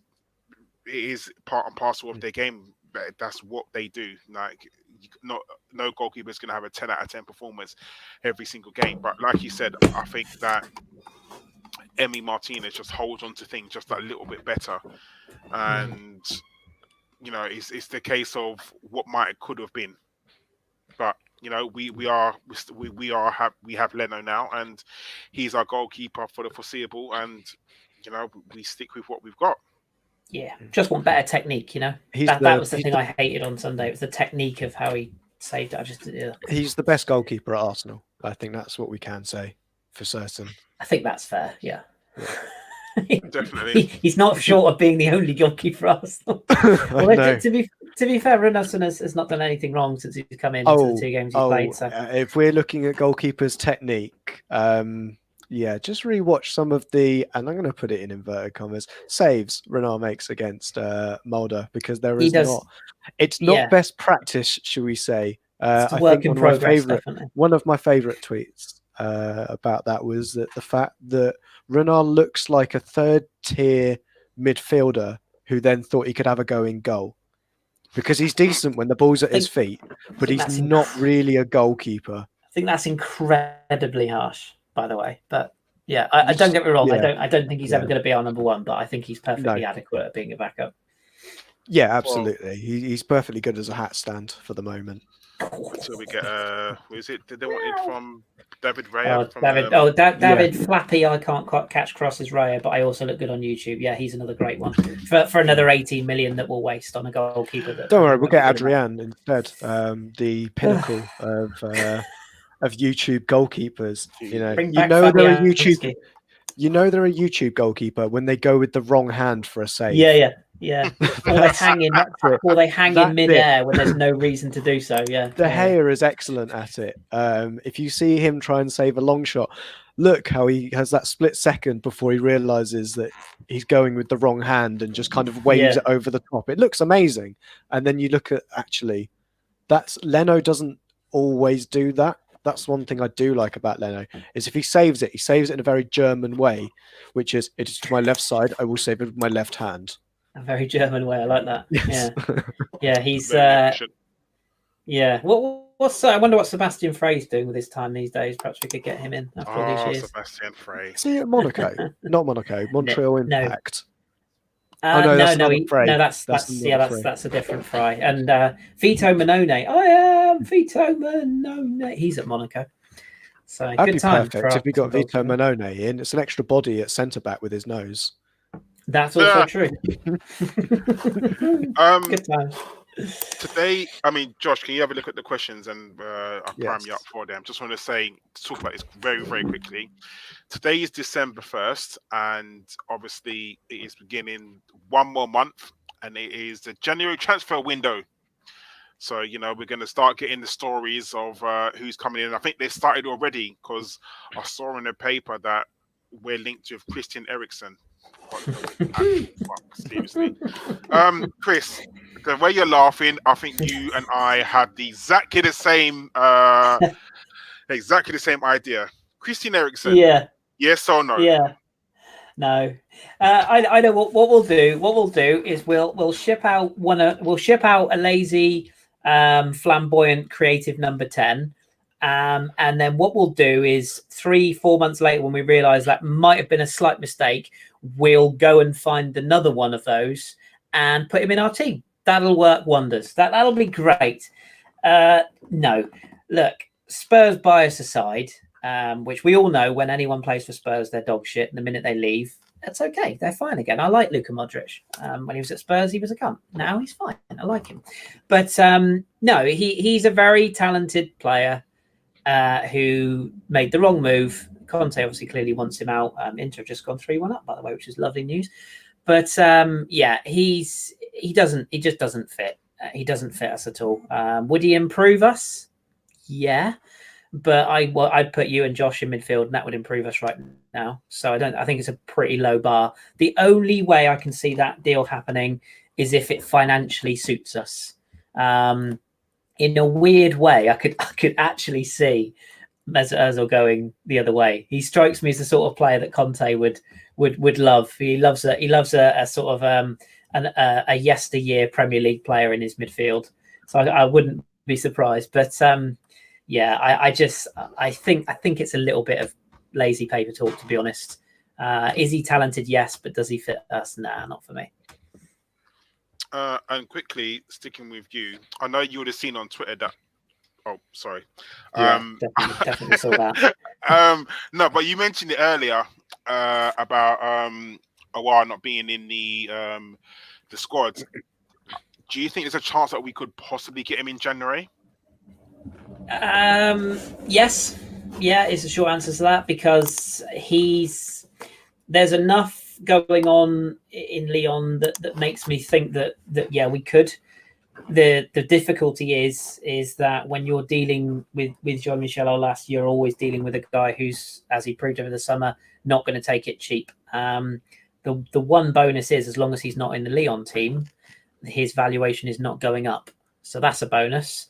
And for anybody who doesn't know the situation, the reason that he didn't play on Sunday, or he was left out, was because he refused to do the warm down, having been a substitute and not coming on in the previous game. He basically said the pitch was too cut up and he didn't want to risk injuring himself, having been out through injury. Me thinks he was being a little precious there, but it's clearly a bit of a fallout between him and Rudy Garcia. But yeah, he's a Lyonnais. I'm sure that he will come through that. He'll get back in their team fairly soon. But yeah, I think there is a possibility. But have we got the money? Because we didn't have it in the summer. So I guess it all depends on whether or not we can shift any bodies in January, which I doubt, because let's be honest, who would buy any of our players right now? Like, who would buy any of our players? So no, I think it's more likely that we'll try again in the summer. Although putting my miserable hat on, I think it's more likely that we end up with a third or fourth choice average run-of-the-mill midfielder and not actually get the one we're after in the summer next year instead, which makes me kind of sad. But yeah, I would try it because you just never know. If he's still out the team in January, then you got to give it a go, haven't you? Especially if he's pushing for a place in the Euros squad as well. That's the other thing, and he will be, because there's a lot of competition, particularly in the midfield area for France. So yeah, if he wants to get anywhere near that team, then he needs to be playing. So yeah, I guess we'll see. Indeed. Anyway, Josh, I will leave the questions up to you. Okay, excellent. Question for you, Karl, because we haven't heard a lot from you, and this comes from our shiny Discord channel. Danny will probably put in some links to it, so you can join us after all the podcasts. We kind of continue the conversation in there for a bit, and after, just whenever, you can just send messages in there and someone will reply. Might not be me, but it could be someone else better, like Danny. Definitely not Ellis though. But yeah, sorry, question for you, Karl, from Akib. Should Arteta go back to the 5 at the back system? I think that's an idea, as long as we have the personnel. I mean, the only reason why you do play 3 centre backs is because the 2 of them are not good enough, so you have to put an extra one in. That's the whole key of playing like 3 centre backs. It would be very good, but then you're having to ask your midfield to do just a little bit more as well. It gives us protection, I think it does, but I think the issue we have at the moment is creativity. I think that teams find it very easy to go through us. They're very easy to just cut through us, and we do need a bit more protection. But again, it's the creativity up front as well, as we're conceding goals, but we're not scoring goals as well. So Arteta has a lot of work on his hands. There's no harm in going back to 5 at the back. I personally would do it for Spurs away. I would definitely go 5 at the back for Spurs away. I'll be inclined to play Maitland-Niles as well, because remember towards the end of last season, he was Arteta's go-to person. He was a workhorse. He literally, shepherded people and stopped counter-attacks and broke them. He was that sort of person. So I would have him in the squad. Whether Arteta will or not, I don't know. But I can't believe I'm saying this, because I'm having to agree with Akib. It's almost like agreeing with Ellis. I feel dirty, but yes, go to 5 at the back. Fair enough. Question for Kris, from, again, the Discord channel, from Big Bunny Kane, or Tony, or Gucci Lane, or he's got millions of accounts. He's like Dial Squared on acid. But what is your starting 11 for the North London derby, and how much confidence do you have in your choices?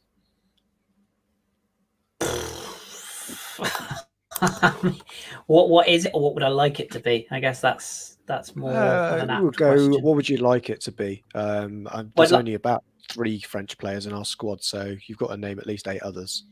Yeah, we'll get Guendouzi back first of all. I mean, I'd like to see it. I'd like to see 4 at the back continue, but I do worry about that. But if we're going to do that, I'd like to see a 4-1-3-2, like I said before. As much as I am not the biggest Xhaka fan in the world, I mean, I presume Nene will be back for this one, though, won't he? Mm-hmm. So I think he's available. So if so, I'd have him in ahead of Xhaka for all day long. I'd have Holding and Gabriel back.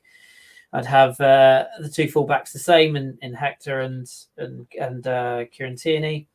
And so I'd have Nene basically as the one sort of holding midfielder. And then I'd have a 3. I know Pepe suspended, so I would go with Saka. I'd actually probably go with Saka, Maitland-Niles, and Danny Ceballos. And I say Maitland-Niles because I'd have him and Saka almost protecting the fullbacks when we're out of possession. So we come back to almost like a 5-back, and then Ceballos sort of being in behind, and then I'd play Lacazette and Aubameyang up top as an actual 2, and then you can have Lacazette again drop back into the midfield area when we lose the ball, and leave Rowe up front, and then when we're attacking, you push two forward. So that's what I would do personally, and then obviously you've got plenty of subs, Nelson, Smith Rowe, etc. on the bench to come on. So that's what I do. Excellent. Karl, a question for you from Julian Salmondo. It's how am I going to describe it? It's about a player. I'm going to describe them as the Spanish Julian Draxler. Would you have Isco? No. No. Cool. No. Definitely not. I love Draxler though. Oh, Yeah, I know you would. Any fucking day of the week. But no, I would not have Isco. I'm sorry. I think he's beginning to be a bit of a journeyman, isn't he? Not being journeyman. I just don't think that we're taking it to too many people's like cast-offs. I mean, if he's not performing at Real Madrid, then what makes you think he's going to come to Arsenal and do that? We've had too many of those players that we just managed to just pick up just because another team didn't want them. You know, I just think that where would he even fit in our squad? Like what would he do for us? So for me, no. Yeah, no, I think that makes sense. It's going to be interesting to see what we do in January, because it will give us an idea of what the process is that we've got in place. If we start going after an Isco or an Eriksen instead of a Szoboszlai or a Auer, it will show if if we're going after short-term fixes or a long-term vision. And I think we need to go for the long-term vision, really. Well, let's go back to these other questions. Question from Jim Howson going to Kris. Actually, we'll go for all of us. We'll grab this one. Which do you think will happen first? Arteta gets sacked or he leaves? But Kris, do you want to go first on that one? I mean, I don't really like the idea of either, really, because I want him to succeed. I think it's more likely that if either or were to happen, I think it'd be more likely that he were to be sacked, because ultimately it comes down to money and how do you make money, fans, and if fans are unhappy, what do? You do the thing that essentially brings the fans back. So, yeah, I think I could never see him walking away, because why would he? You know, it's his first big job. It's his opportunity to make a name for himself. He's always going to believe in what's best for him. Just like I never saw Unai Emery leaving of his own accord, however bad it got. So I think, yeah, he would be more likely to be sacked, but I think he'll be around for a while yet. So I don't think it's going to be a question we'll have to ask personally. Karl, what's your thoughts on this? Like Kris, I don't really want to see either happen at the moment, but I don't see him walking away. You know, why would he walk away from a job where he kind of has free reign, doesn't he? Let's be honest. He's the manager, isn't he? Like, he got his title change. So yeah, I don't see him going anywhere anytime soon unless he's sort of told that he needs to leave. Yeah, and I completely agree, and more so kind of lock it down that I don't think Arteta's going anywhere for the next 18 months. Even longer from there. I think we're going to, as an Arsenal, we're going to kind of, I'm going to say like Hasenhüttl it, in terms of, you saw what Southampton did when they lost 9-0 to Leicester. Everyone assumed Hasenhüttl was sacked. But what the board actually did was they doubled down on Hasenhüttl and said, no, we have faith in this guy. It's the squad that's the problem. And if you remember back to 2 seasons ago, when Josh Kroenke did the big talk about, get excited, one of the things he said in there was, at the Europa League final where we lost to Chelsea, he looked every single player in the eye and he knew which ones had it and which ones didn't in terms of mentality. So he knows there's a problem with this squad already because we haven't cleared out everybody that was in that Europa League final. And I think the board understands that the team is a problem and there's a problem in the squad.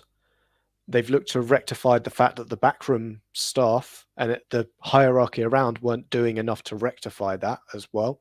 We saw Raul Sanyehi leave. We've seen Hasfami move on to other bits and pieces as well. So there have been changes around the club, and I think they've got faith in Mikel Arteta. There's a reason why they went back for him as well. They've given him a new position only, a month ago? He was promoted to manager rather than head coach. So that doesn't sound like short-termism that they're going to get rid of him. So I think he's going to be here for a long time. And by the kind of actions of promoting him was almost their kind of show of faith rather than, it's the old adage from West Ham, Karen Brady or the Dildo brothers come out in the papers and say, oh yeah, we completely back the manager. 2 weeks later, he's sacked. That's not the way we're kind of going to do it. I think we're not going to come out and publicly back the manager because the other thing is why should we? Why should the board come out and say we're going to stick with Arteta? They're going to stick to Arteta by just not firing him. Arteta will know. They'll say it to him. They'll give him the backing. And they've backed him by backing him in the transfer market as well. But we've seen Partey come in for a huge upfront fee. So I can't see him leaving anytime soon. And that KSE and the rest of the board absolutely understand that the squad is the problem. And that's where I think it will kind of sit going forward. But other couple of questions. Let's go. Question from our very own Femster82. Question to Kris. What is the major difference between Thierry Henry's behaviour at Monaco compared to this Arteta? Thierry was panned for being a discipline merchant, but Arteta's been praised for it. Yeah, it's a good question that Femi put. I noticed that one. The big difference is that Thierry was tactically very naive, to be perfectly honest. He wasn't ready for a job in a top flight. He hadn't really done his apprenticeship, whereas Mikel has under Pep. And I think he went in with the idea that just being a Monaco legend would be enough to get players to buy into his style. Yes, he did get criticised for being a disciplinarian, but I don't think that wasn't really the reason why he was removed from that spot. The reason he was removed from Monaco was because he couldn't set teams up correctly. He was tactically naive. He was isolating players that had been at that club for a number of years and that were essentially he was just playing the kids without really any thought behind it. There was no experience and he was rubbing people up the wrong way. He's at the right place now in MLS where he can actually sort of learn his trade, much like Vieira did, although he's struggling at Nice now as well. But it's a good comparison, and it does what it does show is that just being a club legend doesn't mean you're going to be a club legend manager. It gives you a good footing and it gives you a bit of time with the fans, but ultimately it doesn't mean you're going to be a good manager. So, yeah, unfortunately for Thierry at that time, it was too much too soon. Whereas with Mikel, I think it's a bit early to judge whether it's too much too soon. It might be, in fairness, but it's too early to judge that just yet. Cool. And I'm going to go final question to you, Karl, and then you can take it from there as well, is from Matt L. Roberts.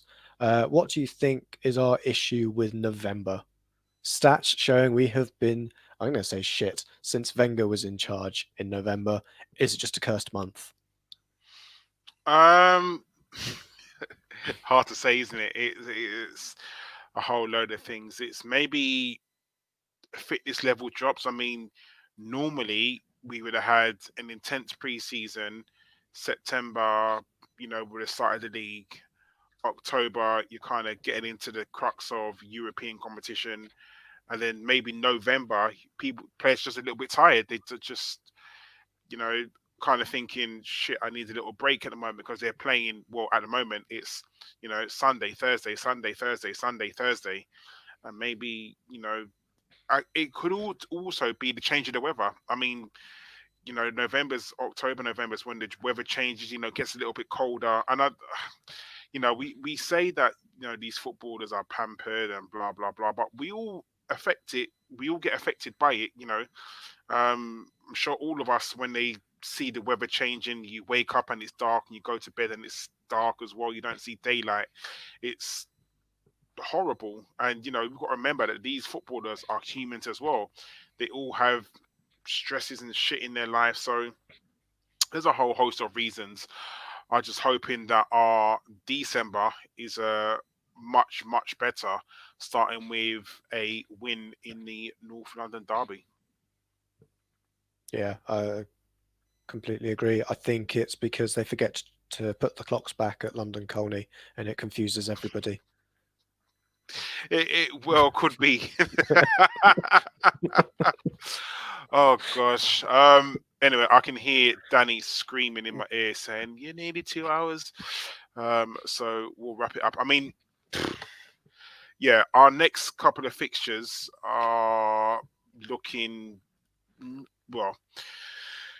We've got Vienna on Thursday, which you're thinking we've got to win that, right? Like at home, first time you're going to have fans in the stadium since February.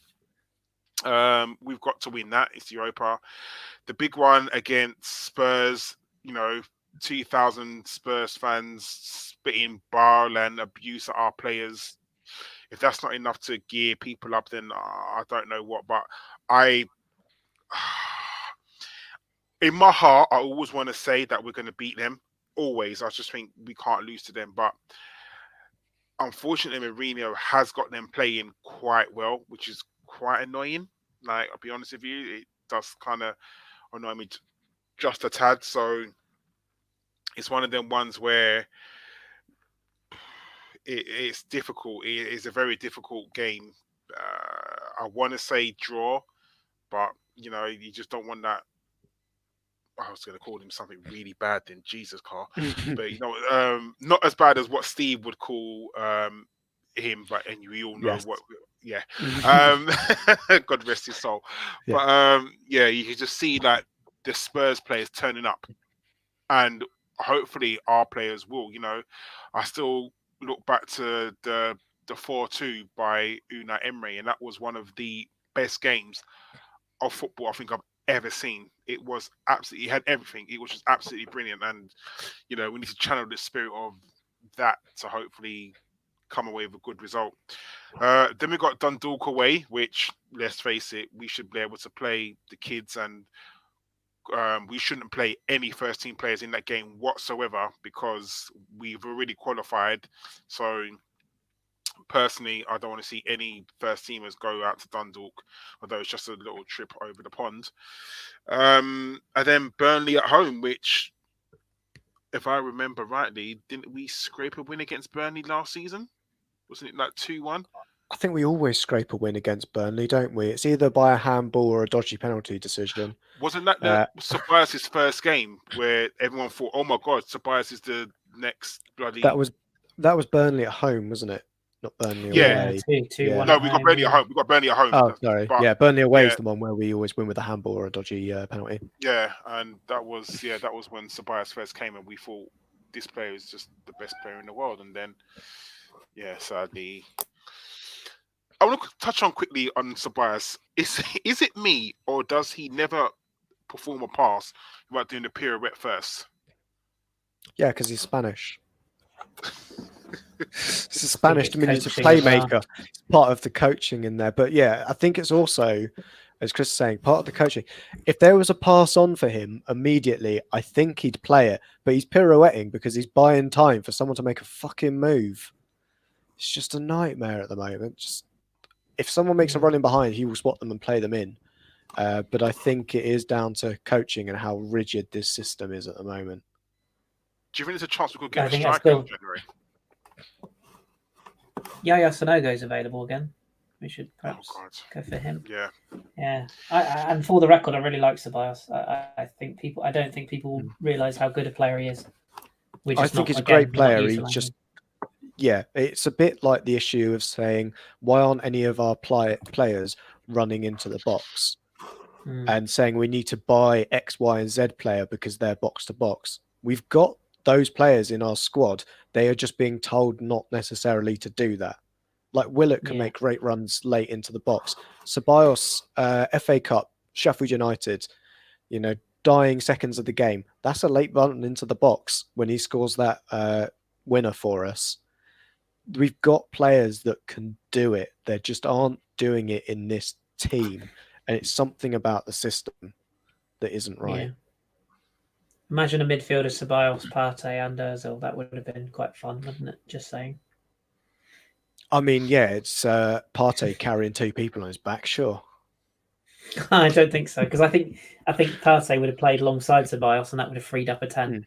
Because Ceballos can play not defensive football, but he can play deeper as well. But he moves the ball quite well in that position. So yeah, but I just anyway, don't think that number 10 is Mesut Ozil. But we've if people want to hear those thoughts, they can rewind. Yeah, true. Would have been fun just to have seen it once or twice, but yeah. All right. Are we going to do shout outs? Yeah, we can. If we've got any. Mine will always go to the last person I tweeted or followed me. So give me 2 seconds. Is that TFL? Where's my fucking train? Fuck you lot. My trains are good now. Kind of. Because I'm on annual leave, that's probably why. Right. I'm going to go first because I can. And my shout out is going to go to the last person that tweeted me.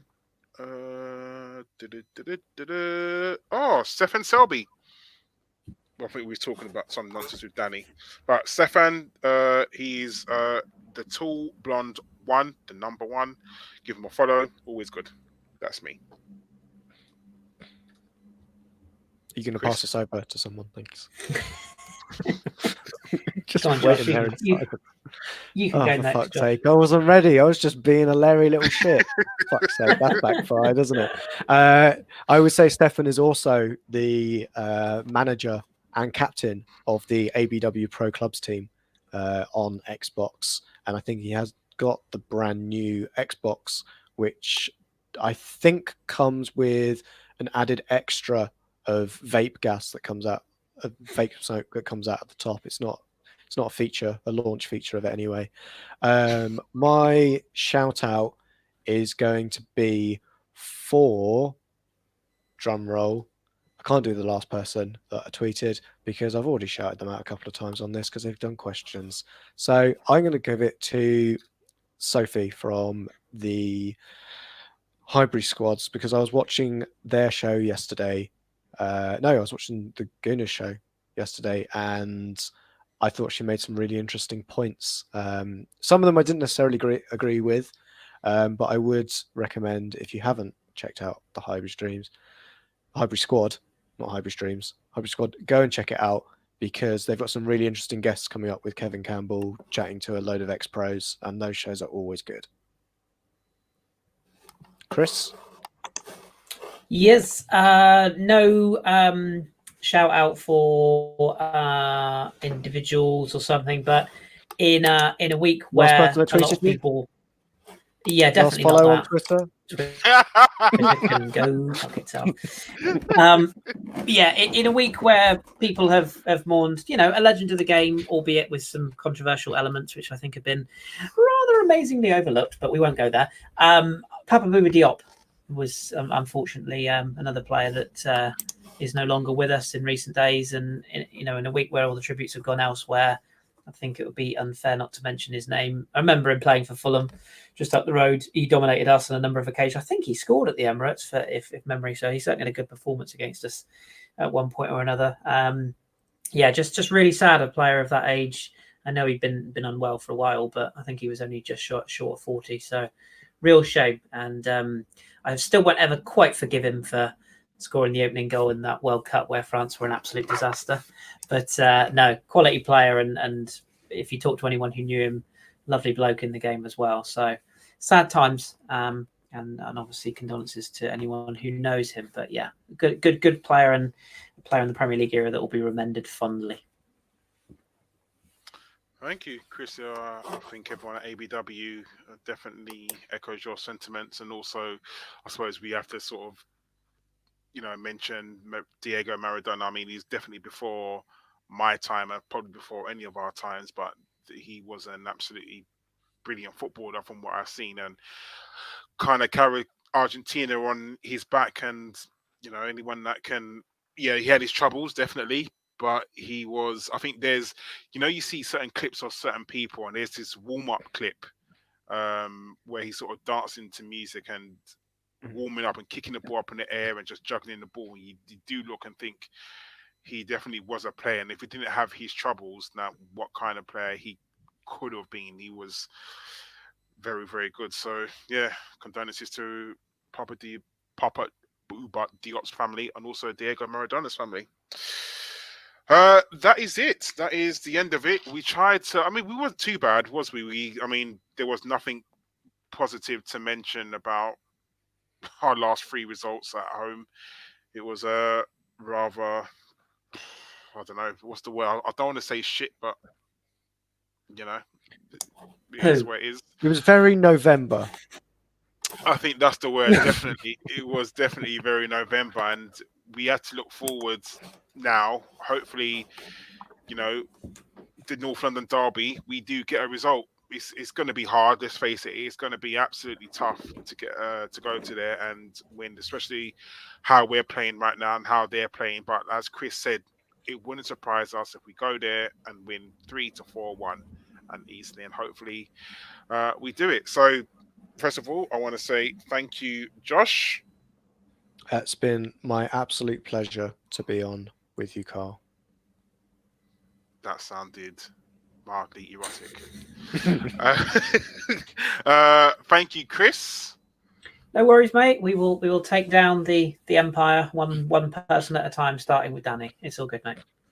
Yeah, we're definitely taking over. It's now going to be called a Kris, Josh, and Karl Wonderland, or should we just call it a Fuck Ellis Wonderland? I don't know. Yeah, you I like decide. No, that's too. No, that's giving him too much praise. Why would we, headline our show? Fuck Ellis. Yeah, it's too much credit for him. No worries, everyone. Thank you very much, and I'll see you later. Press the button, Danny.